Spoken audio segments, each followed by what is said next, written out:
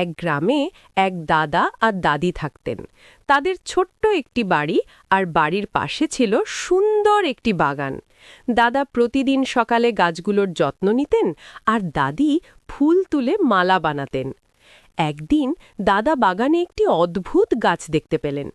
গাছটিতে আগে কখনো ফল ধরেনি, কিন্তু আজ সেখানে ঝুলছে সোনালি রঙের একটি বড় ফল। দাদা অবাক হয়ে দাদিকে ডাকলেন। দাদি বললেন, এটা হয়তো আল্লাহর রহমত, সাবধানে পারো। দাদা ফলটি পেড়ে ঘরে আনলেন। তারা যখন ফলটি কাটলেন, তখন ভেতর থেকে বের হলো এক ঝলমলে আলো। আলো মিলিয়ে গেলে দেখা গেল একটি ছোট্ট পরী দাঁড়িয়ে আছে। পরী বলল, তোমরা দুজন খুব ভালো মানুষ, তোমাদের দয়া আর পরিশ্রমে আমি খুশি। বলো, কি চাও? দাদা দাদি একে অপরের দিকে তাকিয়ে হাসলেন। দাদা বললেন, আমাদের বেশি কিছু লাগবে না, শুধু যেন আমাদের বাগান সব সময় সবুজ থাকে আর গ্রামবাসীরা সুখে থাকে।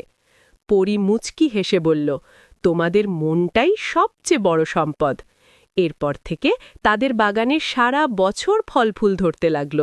গ্রামবাসীরা সেখানে এসে ফল নিত, ফুল নিত, আর দাদা দাদির জন্য দোয়া করত।